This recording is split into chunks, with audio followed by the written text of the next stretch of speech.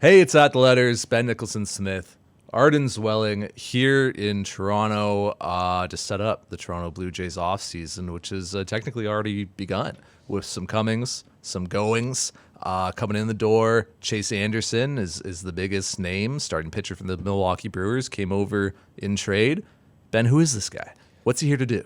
I think he's here to basically be a number 4 starter for this team that really didn't have a lot of number 4 starters or even number 5 starters last year. I mean, or ones or twos or threes. Yeah, let's not even get to the ones and twos. They did not have anything close to that. So I think with Chase Anderson, the expectation is that he will provide some valuable innings, but bulk innings. We're not looking at him, and the Blue Jays aren't looking at him to be a kind of frontline starter by any stretch. So he's someone who can post, let's say, a 4 ERA for 150, 160 innings. I think if he does that, then the Blue Jays would be happy. 4 ERA in today's game is great. Yeah. I think that'd be good. I don't know if my expectations are that high Sure. for Chase Anderson coming over, but it's a fine move. You know, you give up Chad Spanberger, who really probably wasn't going to be anything for your organization anyway, or other than an org guy. He came over in the San Juan O deal, obviously, struggled at Double-A as an older prospect. You're fine paying that price, and the real price that you're paying is Chase Anderson's $8.5 million salary and potentially a $9.5 million option the year following, or the $500,000 buyout. And the Blue Jays have money to spend, and they are willingly spending money now, so that's good.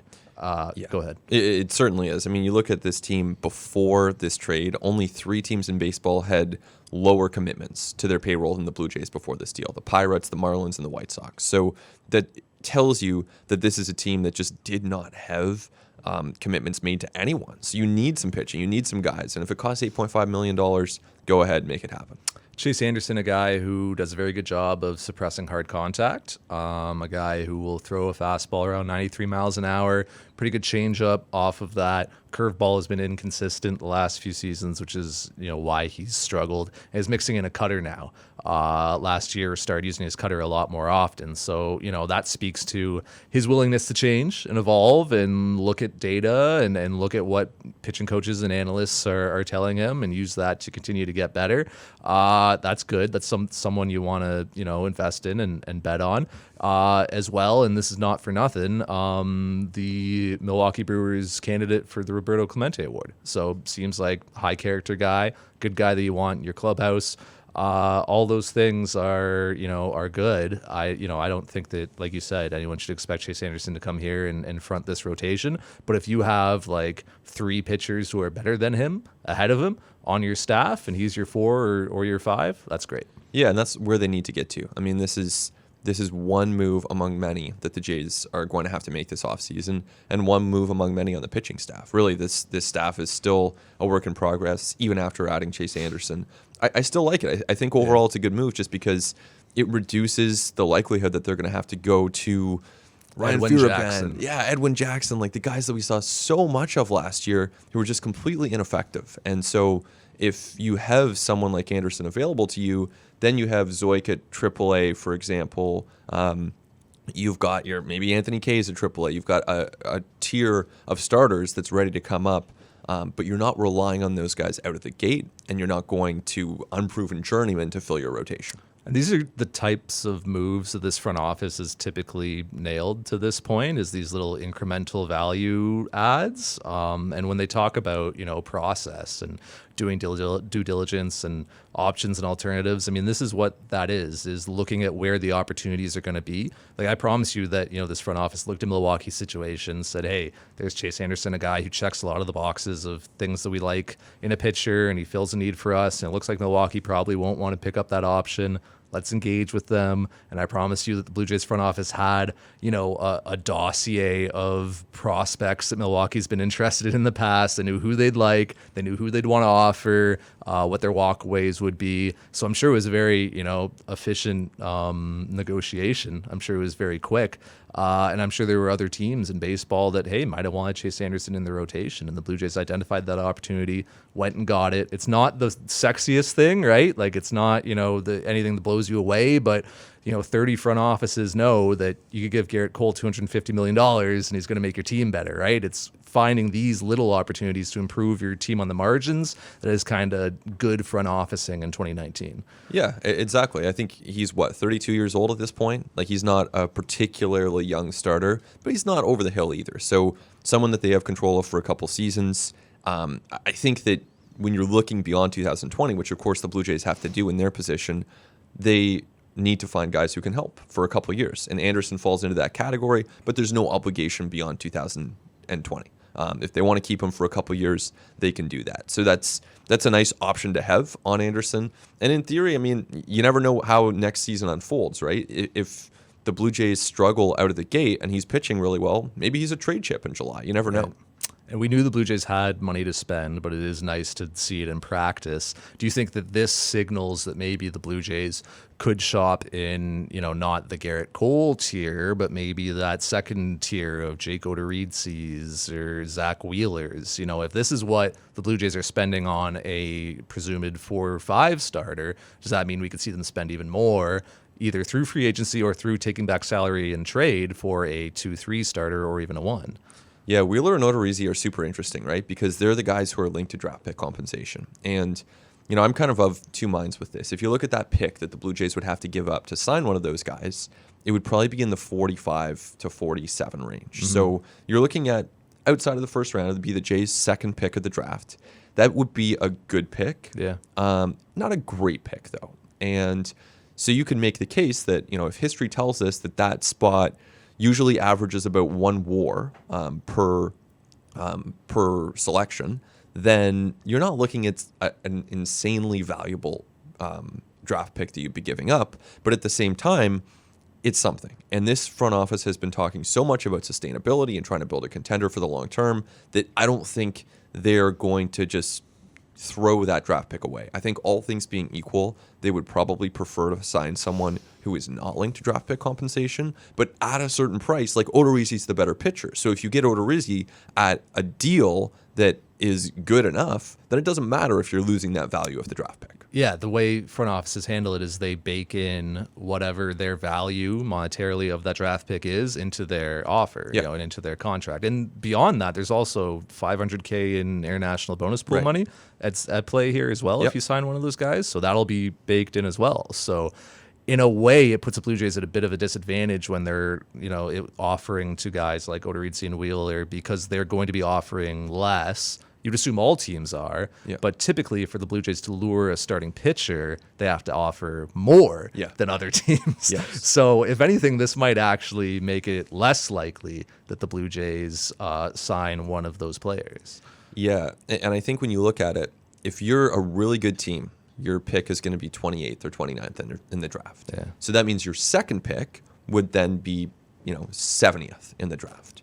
Whereas for the Blue Jays, less value on that pick. Exactly. Yeah. The Blue Jays' second pick is 45th because their first pick is 5th. So then, once you get past the first round, once you get past those supplemental picks that kind of pad between the first and second, then you end up actually with a pretty good pick. So I would see the Blue Jays eventually signing players who are linked to draft pick compensation, and Ross Atkins has said that the Blue Jays are open to it this year. But this front office is just so deliberate. They're conservative. They're very conservative. And I think the most conservative thing that you can do is to sign the guy who's not linked to draft pick compensation. So my default, until they do it, until they surprise me, my default is going to be to assume that they're not going to land Odorizzi and Wheeler. We're going to talk later in the podcast about some targets the Blue Jays might want to look at on the free agent market, and what we might see the Blue Jays do in terms of pitchers and position players. So that'll be coming up later. But before we get to that, let's say a word for some of the players who have gone. We've talked about the player who has come and the players who have gone now. We could start with Devin Travis because that's probably the biggest name of players who are out the door. We all know the history, right? Showed great potential, was a great contributor to the playoff teams and, amazing clubhouse presence. And then the injuries come in and repeated lower half injuries that have really derailed what looked like a pretty promising career at one point. How do you reflect on the Devin Travis era of the Toronto Blue Jays? You know what? I think it was a really good trade by Alex Anthopoulos at the time. And for the Blue Jays to get even a couple of seasons from Devin Travis, but essentially get a guy who would hit 280 to 300 for you with a little bit of power and solid defense at second base. That's just a really nice combination and much better than having Anthony Gose around. So I think the Blue Jays won that trade. That's pretty clear. Travis, on a human level, you feel for someone who wants to perform and wants to try and test himself against the best players in the world, but just can't do it. From a physical standpoint, his knees have not allowed him to take the field. So you definitely feel for Travis. You have to think that he would have opportunities in baseball if he wants them. And, of course, you would assume that he wants to play for now. We haven't heard from Travis, haven't been able to hear, aside from the letter that he wrote Blue Jays fans, exactly what his goals are for the next couple of years. But even if his playing career ends in 2 years' time, you would think that there would be opportunities for him within baseball. And man, he was exactly what some of those Blue Jays teams needed, like from 15 through to like even, 18, is just like a young energy guy who can hit for contact, spray the ball around the park, solid base running, good defense at second base, up the middle. Like he was exactly what those teams needed up top, atop those batting orders. And his body just did not let him contribute in the way that he wanted to. And like I'll say this for Devin Travis, that with the amount of adversity that he faced physically and what he went through, it would be totally understandable if he was completely sour and jaded and bitter and upset. Like you see ball players go through far less adversity than he's gone through and be like completely bitter. Sure. And Devin Travis was not. No. Right? Like every single day, the positivity, the unrelenting positivity that he brought to that clubhouse, to his interactions with staff, with trainers, with the media, it was impressive. Like it was amazing. So I think that's probably one of the biggest things that a lot of us who were around him for a while will miss, is just like the fact that this guy, with everything that he's going through and the amount of times that like we had to write stories about injury setbacks and new injuries and surgeries, and he's crying in scrums and all this stuff, like every day he would come to the ballpark and just be in the happiest guy, which I don't know, like I always admired that. Yeah. And just like someone who was genuinely friendly. I think, we are used to pro athletes and they have a lot on their minds. They have a craft to hone, and they have a lot of expectations on them, and they have injuries to deal with and everything else. That doesn't always leave a lot of room for friendliness, at least in our interactions with them. And so I think that we get kind of used to that. And that's connected to the fact that you hear so many media members talking about Devin Travis and the impact that he made. He's just at a baseline, he's a really friendly, personable guy, and he seems to care about people. So we don't know Devin Travis, in the way that his family and friends do, but to the extent that we interact with him, he stands out to me as someone who's just genuinely friendly with people. Yeah, I'd hate the media if I was a pro athlete, for sure. Right. I would despise the media. You'd be not at your locker very often. You'd be back getting treatment. I'd be so salty. Yeah. Some of the questions and scrums, like the responses. Yeah. Oh my God. Another guy, Dalton Pompey, who was connected to those 15-16 teams, obviously stole some very big bases for those teams. And another guy who, similarly to Devin Travis, unfulfilled potential. A guy who had every tool that you could ask for, and a guy who was a top prospect for this club. But again, injuries, lack of performance in Pompey's case, hurt him and didn't allow him to contribute to clubs. And now he's a free agent. He can sign with any of the other 29 teams.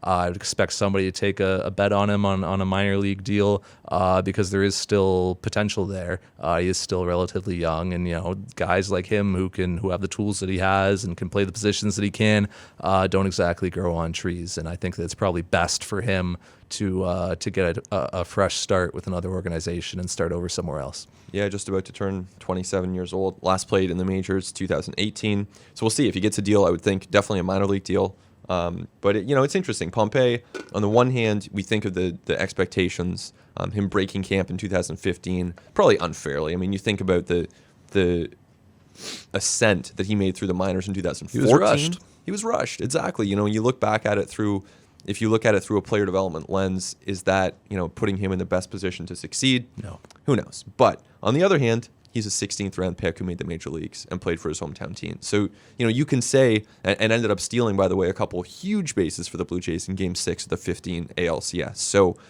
if you look at it that way, you can find a way to look at it more positively. Because certainly there are a lot of 16th round picks who do not make the major leagues, and Dalton Pompey did. But that might be, looking back at it, it would be a surprise if those 2 stolen bases in the 15 playoffs are not the apex of his career.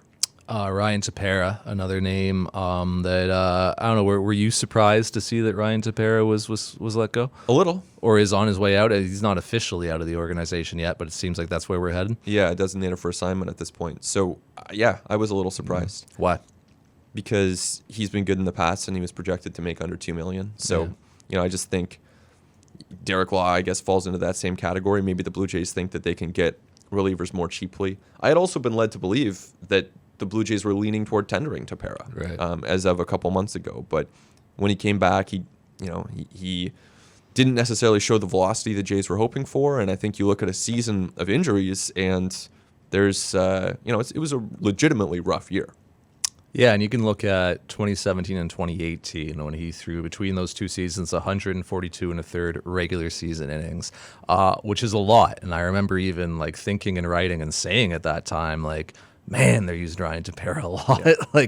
Wow, this guy's in a lot of games and he throws hard, obviously. And look, it caught up to him in 2019 when he had a series of injuries and came back and the velocity wasn't there anymore. So I wasn't shocked to see him go. It's always too bad when you get this churn of relievers who get overused, and John Gibbons used to talk about how these guys get abused in a way, don't make a ton of money, and then get cast aside by teams. It happens throughout the game, and it's kind of a reality of it, but it doesn't make it any less kind of demoralizing to see it happen. Oh, for sure. Yeah, and I think now Tepera is looking at a minor league deal, to make good kind of contract. And if he's healthy, I think he'd make someone's team, because we've seen him healthy. He's pretty good. He's a good major league reliever. So I think he's got a chance, if his arm cooperates, to go out there and be an impact reliever again, but it doesn't look like it'll be with the Blue Jays. One more.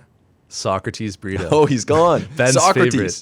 favorite. He's off the roster officially. Ben's favorite. Yeah, he's a free agent, I believe. Yeah. So any team can take a chance on those tools. Socrates Brito kind of became this weird avatar for fan frustration, right, with the way that this season was going in early 2019. And look, that's fair. The product on the field was not good, and Socrates Brito was striking out in half of his plate appearances. Although, if you look back, it was only 43 big league plate appearances. I know it felt like more. It felt like double that. Right? Yeah. But it was less than 50 big league plate appearances, and he caught a lot of grief because, look, we would ask, Ross Atkins and Charlie Montoyo, what do you see in this guy? And say, big tools, great AAA numbers. We really believe in this guy. Want to give him the runway. Want to give him a chance. And then the game would start, and it'd be 6 swinging strikes through his first 3 plate appearances or something. Still, I think he got a bit of a rough ride. I'll say that. Oh yeah, and I mean, you look at the AAA production; he was pretty good. I'm just looking back at one of my tweets from early in the season when I got completely ratioed here. When I tweeted that the Blue Jays are intrigued by what Socrates Brito brings, quote, Ross Atkins, there's incredible upside and potential with him. 83 replies, and not many of them were kind. That pretty much sums up the Socrates Brito experience. When you're getting ratioed, it's bad. It's bad. Look, Socrates Brito was the Buffalo Bison's MVP this year. Yeah, he had a good year. He goes down to AAA. 97 games. He has 111 hits. Wow. How many of these are extra base? Over 50 for extra bases. Wow. He puts up an 838 OPS in AAA. If anybody else was doing that at AAA, right? If a player that fans liked a bit more was doing that at AAA, they would say, call this guy up. Yeah. Why isn't he here? We need this guy helping the big league club. Dalton Pompey, right? For example. Why do we keep running out these stiffs? Bring up this guy who's tearing up AAA. But because because of those 43 plate appearances earlier in the season, Socrates Brito did not get that push for his promotion. No, he had the one shot, and it did not go according to plan. Free agency, Ben.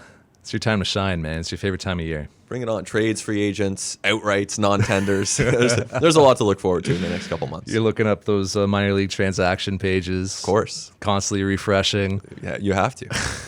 Mark Shapiro went on leadoff recently with Ashley Docking, Mike Sicamanis, and our friend Scott MacArthur, and talked free agency a little bit, and had some interesting things to say in response to a question about Garrett Cole.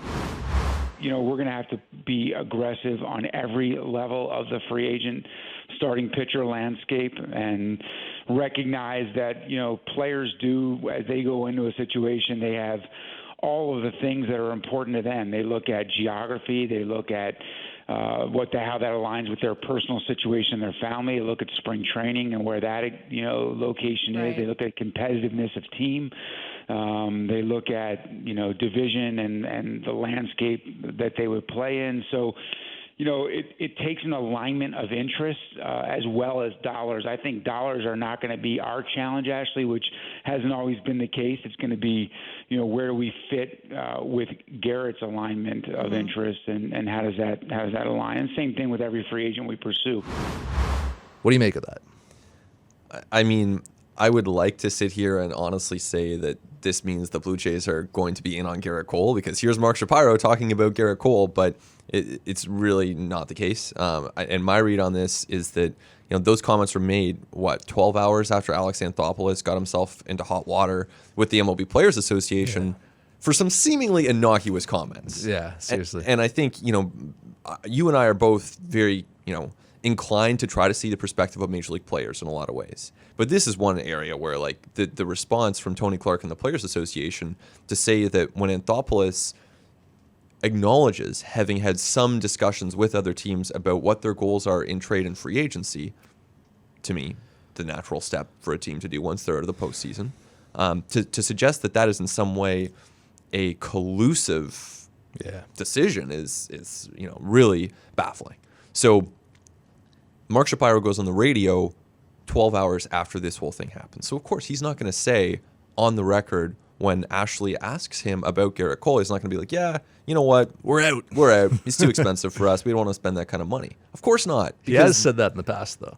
Well, yeah. Well, not like in those words, but he has said, I don't think that we're going to be playing in the Garrett Cole market. As he made that comment about Harper and Machado a year ago, too. But things have changed since then. The CBA is 1 year closer, and there's clear tension between owners and players. And so Shapiro is smart enough not to wade into those waters. So instead, he pretends that the Blue Jays might actually sign Garrett Cole, and he entertains the question. But that, to me, is BS. I think in reality, he knows that the Blue Jays are not going to sign Garrett Cole, and so does Scott Boras, and so does Garrett Cole, if the thought has even crossed Garrett Cole's mind, which I doubt it has. So, at that point, he says what he has to say, but it doesn't change the truth. Yeah, two things to that. One, I agree with what you had to say about the players' union aspect of it. It's a little ridiculous, right? And it's a little much. And I am all for finding ways to change the economic structure of baseball and finding ways for players to be better compensated now because we're at a point now where you don't get paid early in your career, you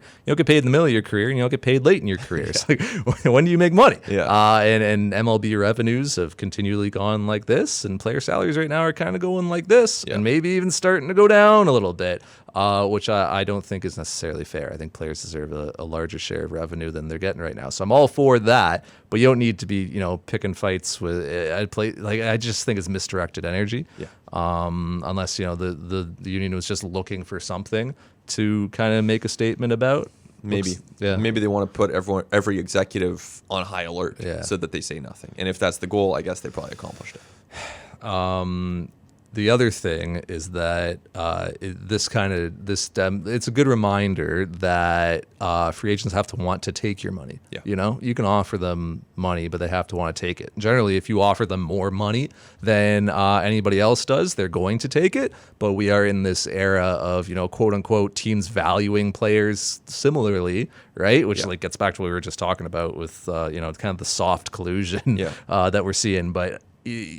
Players have to want to come to your market. They have to want to play in your division. They have to want to be at wherever your spring training is held, right? And the Blue Jays are operating at a bit of an inherent disadvantage when it comes to free agents. I think to sign a frontline free agent pitcher like a Garrett Cole or even a Zach Wheeler, like they have to go above and beyond to get a player who maybe isn't that familiar with Canada or just likes being close to home in the United States to come to a foreign country and live here, to deal with a spring training facility that's 30 out of 30, which obviously is getting better through improvements, but right now is still 30 out of 30, to come to a division like the AL East where you're facing some really, really high-powered offenses and you're pitching in very small ballparks, so you're not getting to face a pitcher one time through an order.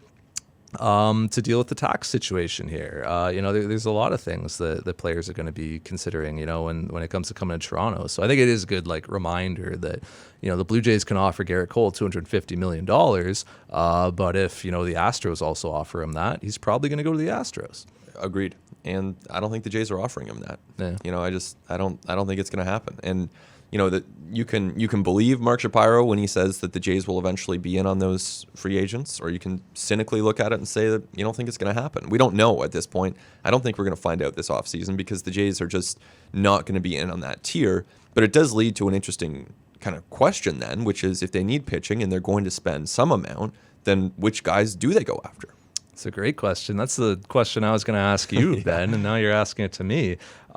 Who should the Blue Jays be going after from below that tier of Garrett Cole and below the qualifying offer guys? I'll throw out the most boring example, but the type of guy who the Blue Jays could really use, Tanner Roark, who is durable as hell, major league average pitcher. If you look at his last 3 or 4 seasons, his ERA plus is right at 100. He is perfectly average and makes all of his starts, which is the most unsexy thing in the world, but that is a valuable commodity in my opinion. That's something that the Blue Jays did not have for the entirety of 2019. If they had kept Marcus Stroman, sure, but they didn't keep Marcus Stroman. So that is one name that I'll throw out as maybe somebody that obviously would help the Blue Jays and fans aren't going to rush out and buy his jersey, but is an affordable, decent piece that the Blue Jays could acquire.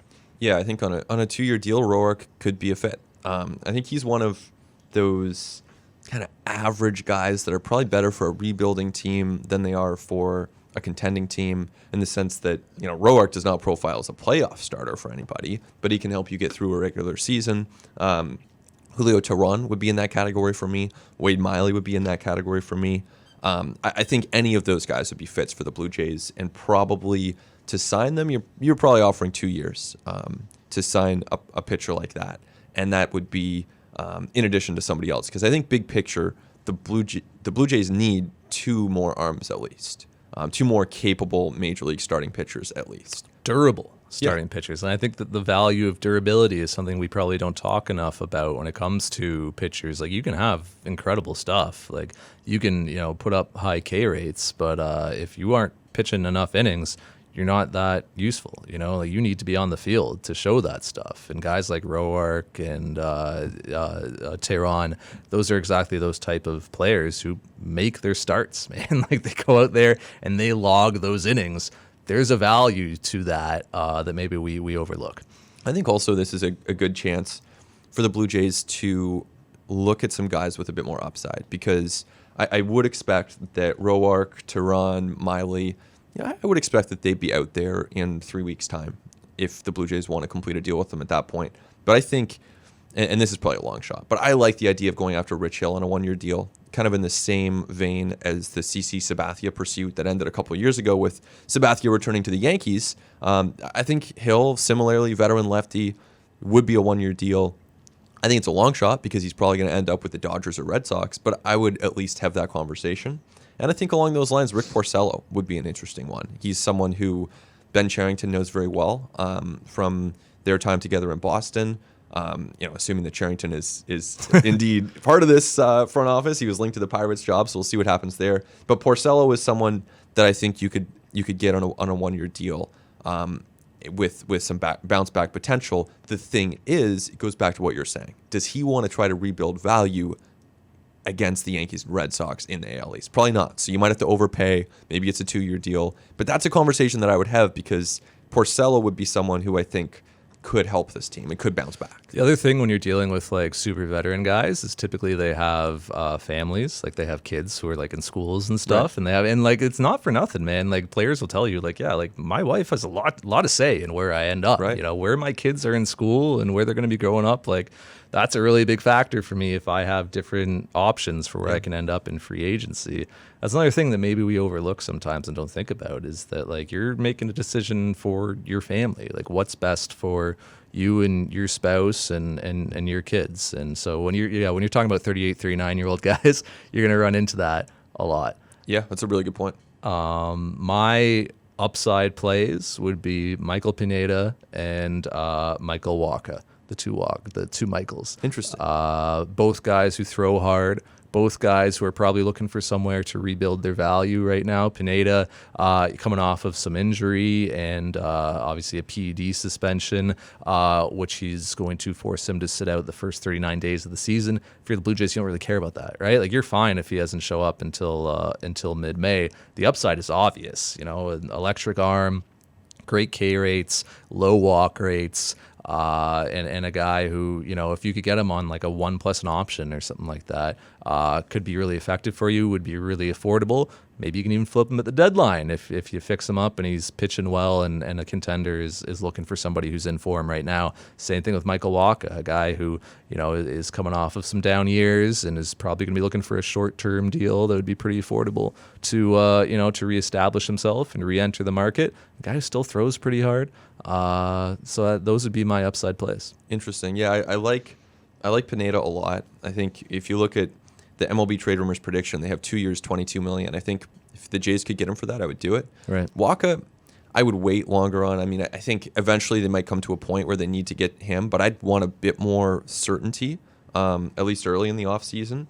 But I'll add another name into that mix, which would be Kyle Gibson of the Twins. One of the many Twins starters hitting free agency. Trade Rumors has him at 2 years, 18, which I think if you could do that, absolutely. I mean, the bidding might go beyond that for Gibson, who's relatively young and has been pretty consistent, had a really good year in 18, pretty solid year in 2019, then we fell off a bit. So I think that he'd be a nice pickup for this team. But you know, it is going to come down to the other offers that they get because, there are going to be a lot of teams in on pitching and there's a lot of pitching available. So a lot of moving pieces here, a lot of contenders need pitching, but the Jays are going to be right in that mix trying to land some of these guys. Yeah, Gibson, who you describe as young, is 32. Right. Wacha, 28, which is what I like. He's on the right side of 30, and there's more reason to bet on guys like that. Zach Wheeler, that's another reason why I like Wheeler. He's on the right side of 30. Oh, for sure. Yeah, and I mean, Wheeler's market's going to be really interesting. He might be the third best compensated pitcher this year behind Strasburg and Cole. Him or Odorizzi, who do you think gets more? Because Odorizzi's coming off of like a really, really nice season. Great year. I mean, I like them both. I think Wheeler will get more. Interesting. Yeah. When it comes to position players, do the Blue Jays even need to sign a position player? I think they need to add position players, whether it's trade or free agency. I think they need to add somehow. What do you think? What are you looking for? Is it like a first base DH type? Are you looking for someone who can play some more positions? What do you think? Well, Shai and I think some others have mentioned Mike Moustakas as a possible fit.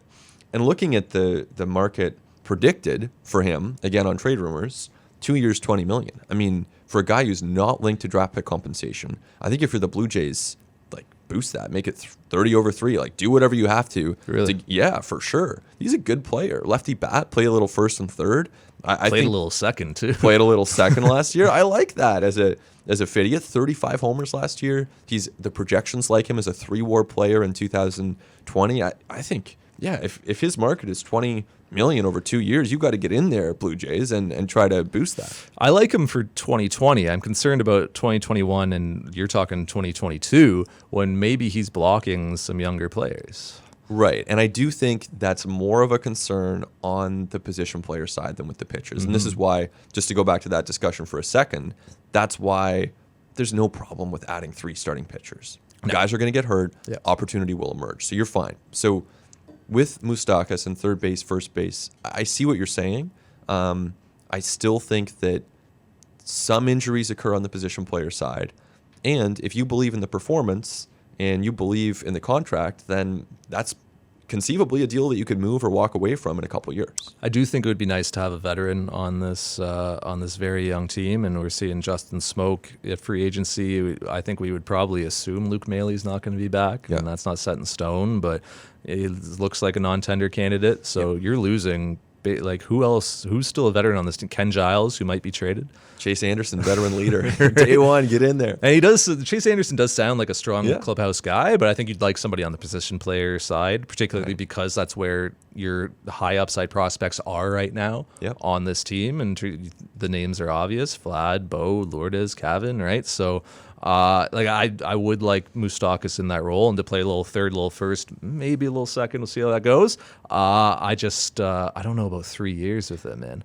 Okay, let's say instead of 30 over 3, let's call it 24 over 2. I'd do that. Yeah. Do you think that reunions with Edwin Encarnacion or Eric Thames make sense? That's something that you see bandied about a lot by Blue Jays fans right now. So Edwin, no. Thames, maybe. What do you think? And I can expand on hard those. no on both. Really? Hard pass. So on why the both. hard pass? Let's do on Edwin Thames? first. Okay. All right. So Edwin Encarnacion is 37, or he's going to be 37. Coming off of a fine season, and I think he would have been great on the Blue Jays for the last 3 years when he was with Cleveland and New York and Seattle briefly. But I just don't think that you want to bet on a 37-year-old power hitter right now who has zero positional flexibility, probably has to eat up a bunch of DH at bats for you. And is obviously a sentimental pick for a lot of fans. I get it, but you don't want to be making free agent decisions based on sentimentality. You really don't. And you could end up in a situation early next season where if he's struggling, you create really awkward situations for Charlie Montoyo. You create, potentially having to bench Edwin, release him. What do you do in that situation? If you're not prepared for that, then I think you can't sign him. I think the price will be reasonable on all these guys in the first base DH market because, if you look at Thames, he had a $7.5 million option declined. Which tells you the Brewers expect that his market will be below that, and no team valued him at $7 million, or they would have made that trade and picked him up from Milwaukee. So these guys will be available for pretty reasonable prices. The reason I like Thames Let's hear it. to totally sidetrack the Edwin discussion, but I like Thames because against right-handed pitchers, he has an OPS approaching 900. Mm-hmm. He is just really, really good against righties. So I think you have him on the team as a platoon bat, play a little first, play a little right, and he helps you out against those right-handed pitchers. Thames to me, he can only, or at least with Milwaukee, he was only playing against one side of the platoon. Yeah. Right? So you've already, you don't have that much versatility with him. Positionally, you have very little versatility. He's not a great outfielder. No. I get it. He can play out there, but he's not a great outfielder. He's an okay first baseman. But again, a guy's probably going to eat up a lot of your DH at bats. I don't want somebody taking all these DH plate appearances when you could use that to cycle players through, to get Vlad off of his feet, to have players like a Santiago Espinal who's more versatile, kind of play around the diamond, use Cavan Biggio's versatility a little bit more this year, right? Maybe Teoscar Hernandez takes more DH at bats. And also Eric Thames, a guy who he's known for his power. Yeah. He hit 25 bombs last year. You hit 25 homers last year, okay? Everybody in the league hit 25 homers. Who hit more home runs? Cole Calhoun, who actually plays 3 outfield positions and is a fine hitter and is probably, I want to say, the same age as Eric Thames, if not even a little bit younger. Yeah. Go get him for the same amount of money. He does way more for you, brings the left-handed bat, good OPS. I'm sure he has a similar walk rate. I would be going after him before I'm going after Eric Thames. That's an interesting one. I like Calhoun, and I think I would be prepared to spend more than I think Thames at this point is a couple $1 million bench bat, right? I don't think that he's someone who's going to get a big free agent deal. Calhoun has a chance to earn more than that. Maybe is it 6? Is it 8? Is it 10? I don't know what he ends up making, but that would definitely make one Shai Davidi very happy because that's one of Shai's favorite players. So trade rumor says Cole Calhoun at 1 year, $6 million. Okay. And they haven't even projected Thames. Right. So so that supports what you're saying, that Thames would be a year, $2-3 million. Yeah. I'm spending $3 more million, which the Blue Jays have, on a guy like Cole Calhoun who just does more things for you. Yeah. Like I get it. Eric Thames once played here and people recognize him. I get it. But again, the sentimentality thing that's not what you want to be using for your decision making. Yeah, I do think there's room for adding some sort of, upside offensively, and adding some sort of veteran position player, because you are going to have injuries on that side of things too. So I think that the at-bats that you need to find for your young players, you'll find them. And if you get to a point that you have too many young players, then either Thames the veteran player is producing, in which case you trade him, or he's not producing, in which case you release him. So I think you can always create that. If that's your priority, you can make it happen. I would even look overseas before I looked at Eric Thames, and I would look at a guy like Yoshitomo Tsutsugo, Yeah. who is going to be posted, so we believe. And again, it's just money. Just takes money that the Blue Jays have to bring him in. A guy who can play some outfield for you, can play some first base for you. He's that left-handed bat. Great OPSs in Japan. My goodness, in almost 1,000 NPB games, he's got a 910 OPS. Last year he was right at 900. Year before that, 989. So power bat. Look, you're always got to handicap guys when they're transferring, when they're moving over, right? There's always a bit of an exchange rate paid when you come to the MLB from NPB. But like even if so knock him down to an 800, 820 OPS, like that's still something very useful as a left-handed bat in your lineup. That's somebody who I'd be looking at. Yeah, the numbers are great. Yeah. The numbers are really good. I'm intrigued. There's also a center fielder from the NPB who's likely to come over here, 31-year-old. Shogo Akiyama. Thank you. His name was escaping me. But Akiyama also looks like a really good player, has really good numbers in Japan. And if you get him on like a Cole Calhoun territory deal, then you have someone who can bring some OBP. I think he's a left-handed bat. You bring a nice skill set to this team. So I definitely like those guys more than I like Eric Thames. Yeah, Tsutsugo's not going to play center for you. Probably play a little left, a little first, but Akiyama can play a good center field. So we're led to believe. I've never seen him play, but that's what scouts will tell you. So I mean, even if one of those guys as that type of like bench bat, utility type outfield, first base type of guy, I don't hate that at all. Oh, for sure. I think that's a really nice move. If you can persuade those guys that Toronto is the place to be, either with money or with by some other means, then do it. I think that it would be fun to see a Japanese player debut here and try to make that skill set transition. I mean, we haven't seen a ton of that in the way of prominent Japanese players landing in Toronto, and maybe that suggests it's a tough sell. But I think it'd be really fun to watch, just from a writer's standpoint. Oh yeah, selfishly, that would be fantastic. Yeah, be I think being on the East Coast, I think always puts the Blue Jays at a bit of a disadvantage when it comes to luring Japanese players. Like it's just a lot easier to be playing on the West Coast, and it's a shorter flight home. But Akiyama's a guy he's not even being posted. Like he's just a free agent. Like the Blue Jays could sign him today if they wanted to. Anybody could. He's just an international free agent. So I would be looking at those two guys as well. I like it. Pulled up a quick Fangraphs custom player table on the break here, Ben. What'd you find? Cole Calhoun versus Eric Thames. Exact same walk rate last season. Calhoun was worth 2.5 wins. Thames only 1.9. Obviously, there's a discrepancy there in terms of defensive value. Weighted runs created plus.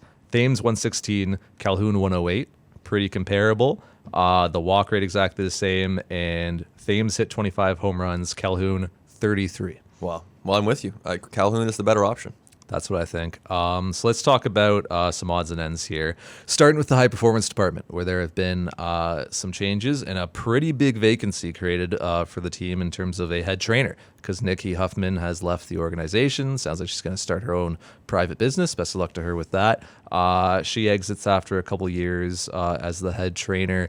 What does this mean for the organization? What is this departure? What do you think of it? Well, it is a big gap to fill. I think that there's probably a time that the team trainer was, less of a significant position, but when you have so many players around and the stakes are so high, and we have so much more knowledge now in 2019 about injuries and performance, and there's a whole high performance team to connect with, and it really is a big job. So the Blue Jays are going to have to find someone to replace Nikki and find someone who can earn the trust of the players, and that's no small undertaking. That's for sure. I thought Nikki was great. I'm sad to see her go. That job is such a grind. Like that job, Right. when you think about, you are there before any of the players, and you're typically there like you're like first one in, like last one to leave, and it is the same schedule the players go through, right? Yeah. Like it's every day. You're on the road with them at all times. Like it is your life.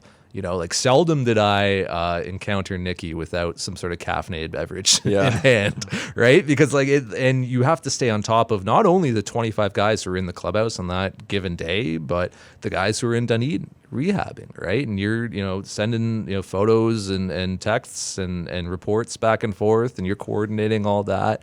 You got players coming to you with like, hey, this is bothering me, or, this nagged me. And then whatever happens in the game, which there's no way to prepare for, Kevin Pillar, have his suffering a sternoclavicular injury. I just like butchered that word. There's no way to prepare for Bo Bichette suffering a concussion in a game. Like you just have to be on your toes and ready to react to all this stuff on top of everything else that you're dealing with. And you have to communicate effectively with coaching staff, with players, with front office. Like it's a lot. And I thought she did a really good job of it. Yeah, it sounds like an absolute grind of a job. Yeah. When you think about the demands 7 days a week, basically 185 days in the regular season, of course you have to be there for the entire spring training. And of course, you're going to be the player's first call during the off season. So it is really an endless job. Whoever signs up for that is going to have a lot of work on their hands. But I'm sure the Jays are looking at candidates now. Nikki was always a great resource for us. Like whenever, if there was a strain, like the Pillar injury or like Bichette's concussion, like when we were in New York, it was like it was like the second or third last series of the season, and Bichette just had the concussion. Right. And just, this is a totally, like, this happened a million times. I just go to Nikki and say like, hey, what can you tell me about like concussion protocols and like what you guys do and look for and test? And she would just like run down like just off the top of her head just a list of like just an overwhelming like flood of information like coming at me that she was just ready to go with, right? And she would just like break it all down perfectly and really do a good job of explaining it. You were in the room several times when like Charlie Montoya would have his sessions and there would be a weird injury. Nikki would come in and break it all down for us and answer all the questions, and like she just had a really, I think, unique and driven personality for that job. That I think allowed her to excel at it. And far be it from me to talk about representation as like a, white male sports writer. Right. But I think it was, cool that young female fans were seeing that the Blue Jays had a woman in such a prominent role. She was, I believe, only the second head trainer of any of the North American sports teams. Just kind of mind-boggling when you think about it, because that's across the 4 leagues, like that's over 120 individuals. And she was only the second female to ever do it. I'm sure that had that really resonated and had an impact, I think, with women who enjoy this game. I think anytime that she was announced on opening day, you would just see the fan response. Yeah. And people, I mean, I don't know. I never had a decibel reader for George Poulos' introductions when he was the Blue Jays trainer, but I can tell you with a fair degree of confidence that Nikki got way louder ovations. And I think you're right. I think that it does matter for people to see women on the field and engage with the game of baseball. And the Blue Jays do not have a lot of front-facing women in the organization. There are a lot of women in the organization, but not in front-facing roles. Professional sports doesn't have that many. Exactly. And so that was one of the aspects that, from a fan standpoint, would probably resonate the most. And Nikki would completely cringe at us even bringing that up, is the thing about her, right? Like she does not want to be acknowledged for like being a woman in that role, right? Like she's just a total like quiet professional who just wants to like do her job really, really well every day and not make it about her. The fact that she's even been like a topic of discussion this offseason, I'm sure would like make her uncomfortable, because she always wanted to make it about the players and about the team, right? Like I got to see that when I went to Duke to see, Marcus Stroman rehab, which is where the Blue Jays like stumbled upon Nikki Huffman when she was working with Robert Butler down there at Duke. Butler's now with the St. Louis Cardinals, and another guy by the name of Jason Schutt, who I believe went with Butler to the Cardinals as well. They helped fix Marcus Stroman up, bring him back from ACL, surgery before anyone thought that he'd be able to, and he's back on the mound pitching in the playoffs. And Nikki never, said, "Yeah, look at what I did." give me plaudits and praise. Like, it was never about that. It was just about quiet professionalism and showing up to work every day and doing your best job and not looking to direct attention towards yourself. So I always admired that. Yeah, wish her the best in what's next. And it is a big vacancy. It's a big hole because that is a very important job, especially with a team like this that has, like, a lot of cooks in the kitchen when it comes to, performance and mental performance and preparation and recovery. And, you like I said, you're managing up to the front office, and you're kind of managing, I don't know, maybe a little sideways to the, to the coaching staff. You're managing down to the players. There's a lot going on. Oh, yeah, just constant communication. I'm sure that on any given day, the cell phone would be just blowing up with tons of messages. Clive Brewer is also moving out of the high performance department on his way to MLS's Columbus Crew. He kind of helped build this department, which is not a new thing for professional sports, but it's certainly new for the Toronto Blue Jays. Like, Nikki was the Blue Jays' first physical therapist when she was hired in 15 or 16, which is like kind of incredible that the club didn't have a physical therapist, this professional sports team. So we are kind of seeing HP, evolve and develop, I guess, as people come and go. And I think the Blue Jays are still kind of figuring out the best way to operate with regards to that. But like we've talked about this before, like it's absolutely like a prerequisite for any professional sports team to be doing everything you can to optimize recovery, nutrition, sleep, all those things. Absolutely. And it doesn't mean that you don't encounter pitfalls along the way, and the Blue Jays have had their share, some of which they're at fault for. But the debate as to whether you need an HP department or not is really non-existent. Exactly. Like, you need one. Let's talk about the 40-man roster quickly, because it looks like the Blue Jays could have a crunch upcoming. You probably know the date better than I do of when they have to set it for the Rule 5 draft. 20th. The 20th of November. So we're not that far off, less than 2 weeks. And you look at names like Thomas Hatch, Santiago Espinal, maybe Forrest Wall, who aren't on the 40-man roster. And that roster is obviously full right now. And those are maybe players that the Blue Jays would like to look to protect out of the Rule 5 draft. Well, it's interesting because for every name that goes on, you have to take a name off right now because the roster's full. That is how it works. That is how it works. And you've also got the possibility of free agent signings, possibility of trades. We think that the Blue Jays have, let's say, 2-3 pitchers to add, some position players. That will require spots. So there are going to be guys coming off, which is always interesting this time of year. You mentioned Luke Manley earlier as a non-tender candidate. I would agree with that. I think Derek Law has to be considered a non-tender candidate, given that he's projected, I think, at $1.6 million. So you've got some guys that we've heard of and watched who could be coming off of that roster. But as we've seen, the transition is going to be ongoing. This team has a lot of improvements to make, and to do that, you're going to have to cut some familiar faces. And part of the Blue Jays organizationally getting a lot younger over the last couple of years is that your 40-man roster now is being populated by young players, right? And guys who maybe haven't had the opportunity to prove themselves at the big league level yet, guys who you still believe in and have talent and tools and ability. That's why you got them and added them to the 40-man roster. So, you're kind of running out of the quote-unquote like obvious candidates to kind of shed. So Blue Jays might have to look to be creative in terms of how they, open spots. Maybe you package a couple of young guys for either a big league, like established major league player, or an even younger player who isn't yet on a club's 40 and isn't yet bumping up against the time in his career where he would have to be added. Yeah, and either one of those is the kind of trade that would make a lot of sense. And I think the Blue Jays could also be making a trade where they go to a team like Houston or the Yankees or Cleveland and acquire someone who's just off the edge of their 40-man roster, add it to a pitching staff that clearly still needs arms, still needs upside. So those are always interesting trades to watch for. Ken Rosenthal reporting that Ben Cherington, you kind of alluded to this earlier in the podcast, is a candidate to take over.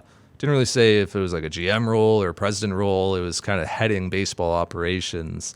And I think we should also mention Korn Ferry is running Pittsburgh's search, and there's obvious connections there to Mark Shapiro and Ross Atkins and the Blue Jays front office right now. What do you make of it? I think he'd be a really strong candidate, and it would be a loss for the Jays. I mean, he's one of their key decision makers. It's interesting, right? When you think about Ben Cherington and his role in this front office, we don't know exactly, to what extent he's involved in these decisions. But my impression is that he's in the room with Ross Atkins and Joe Sheehan and Mike Murrow and Mark Shapiro, and basically in that inner circle of making decisions. And so anytime you lose someone from that inner circle, someone who's very heavily involved with player development, along with Gil Kim, then that would be a loss to their kind of brain trust. But I wouldn't be surprised if he ends up getting that job. Yeah, you hear him, whenever the Blue Jays talk about development, they often talk about Charrington, right? And so him and Gil Kim have, I think, done a lot of work on the development side. Obviously, Gil Kim has. But, just with the way the Blue Jays front office operates, it can be a little murky, right? Yeah. They blur the lines in the way that other teams haven't. I think most teams are probably moving towards this type of structure. But, you have a kind of a culture in the Blue Jays front office where anybody can do anything, right? Anybody is going to be involved in amateur draft, in looking Japanese free agents, like we were talking about earlier, in American free agents and trades.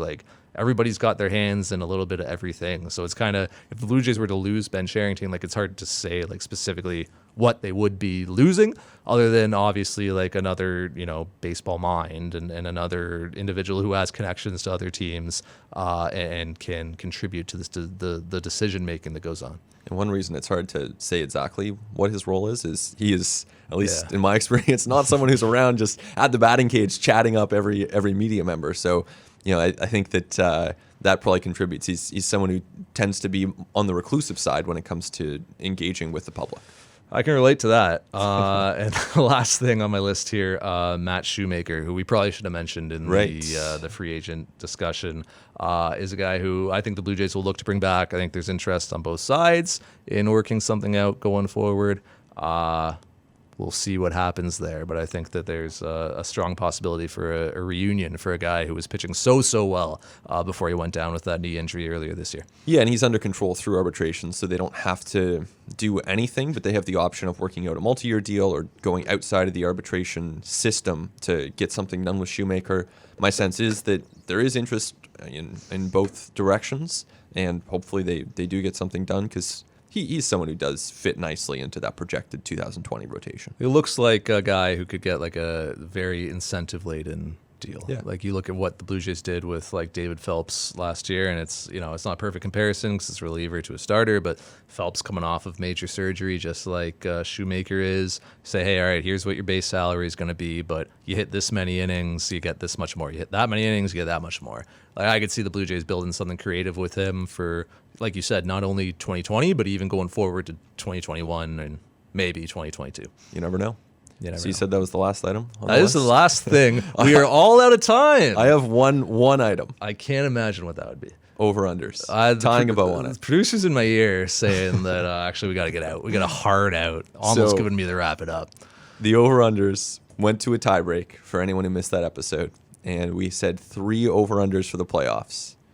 And I regret to inform you, Arden, that I won all 3. You don't regret that. You don't regret it at all. I'm delighted to inform you that I won all 3. Thank you. I appreciate your candor. I kind of looked at it after the Twins-Yankees series, because we'd bet on the home runs in that series, and I was like, all right, I'm shot. I'm done. The most interesting was actually that the relievers, we thought that they might pitch more innings than the starters. Yeah. And it ended up being 42%. So that was actually quite a swing. It was kind of a weird playoffs where it was all about it shouldn't be weird, but all about horse starting pitchers, I watched because I was writing takeaways off of it, the Anibal Sanchez no-hitter. Right. It's just what the hell is going on here? It's crazy. We didn't see it coming. And I fully admit I did not see this coming, but I'm happy to keep a little bit of a streak going there. Congratulations, you win.